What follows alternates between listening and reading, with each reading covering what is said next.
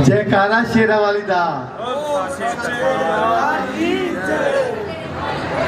सूरज के समान समाज को प्रकाशित करने वाले, संस्कारित करने वाले, गीता रामायण भागवत जितना ज्ञान रखने वाले और उस ज्ञान को समाज के अंदर, परिवारों के अंदर बांटने वाले मेरे परम आदरणीय हमारे टीचर साहिबान यहाँ बैठे हैं। मैं अभी उनके भाव देख रहा था। 76 साल की उम्र में भी कितना सुंदर जज्बा है। तो सोचो कि जो इनका जीवन बीता होगा वो कितना लाजवाब रहा होगा। तो ये हमारे सिर मोर है। इस धरती का अगर सच से सुंदर कोई रूप है, कोई जात है, कोई धर्म है, कोई संस्कार है, व्यवहार है, तो वो ये लोग हैं जिससे ये दुनिया सुंदर बनी हुई है। अगर वास्तव में हम अपने जीवन को प्रेरित और प्रेरणादायक बनाना चाहते हैं तो हमने इन बुजुर्गों का आशीर्वाद लेकर रहना चाहिए।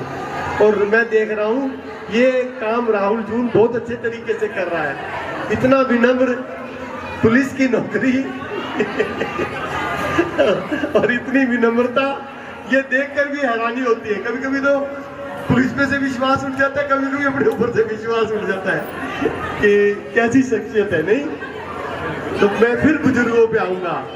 आज हम कहते हैं हमारे बुजुर्गों की याददाश्त कमजोर हो गई। उनकी याददाश्त कमजोर नहीं होती, उनकी याददाश्त अपने परिवार में सिमट जाती है।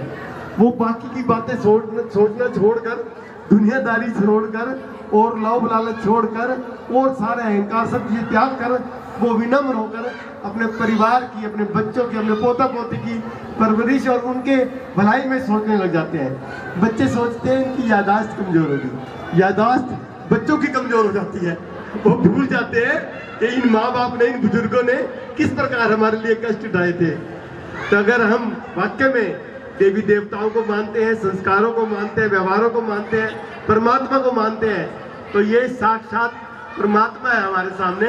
इनका जितना आदर मान, जितना इनका वो किया जाए, मैं खुद बार बार इनके चरण स्पर्श करके अपने आप को धन्य समझ रहा हूँ कि ऐसी सुंदर कृति से, ऐसे सुंदर व्यक्ति से मेरा परिचय मेरे बेटे राहुल ने करवाया। मैं फिर राहुल की बहुत प्रशंसा करता हूँ। ये वाकई में बहुत प्रकृति के नज़दीक जो होता है बच्चा, वैसा है। इसकी आत्मा भी, इसका व्यवहार भी, इसके संस्कार भी, इसका देखभाल, और भगवान ने देखो वैसी इसको शख्सियत भी बनाया है, वैसी इसको सुंदरता भी दी है। तो प्रकृति का यही सबसे बड़ा गुण है।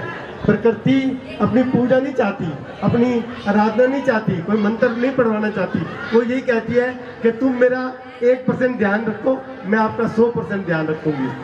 तो ये बच्चा अगर प्रकृति के साथ जुड़ा हुआ है तो ये उसका फल भी भोग रहा है।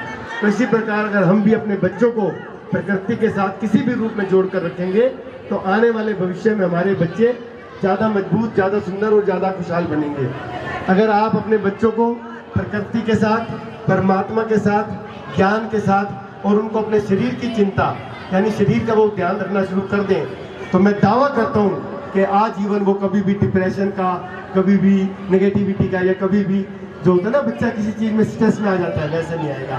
तो अपने बच्चों को इस पावन पर्व पर मैं यही संदेश देना चाहूँगा कि हमारे नन्हे मुन्ने बच्चों को प्रकृति के साथ, परमात्मा के साथ, ज्ञान के साथ और शरीर के साथ जोड़ कर रखें, संस्कारों के साथ जोड़ कर रखें, और परमात्मा से जिस घनिष्ठता से आप जुड़े हुए हो उसी तरीके से जुड़े रहो।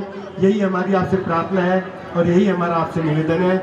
मैं फिर बार बार राहुल का दिल की गहराइयों से धन्यवाद धन्यवाद धन्यवाद और धन्यवाद करता हूँ।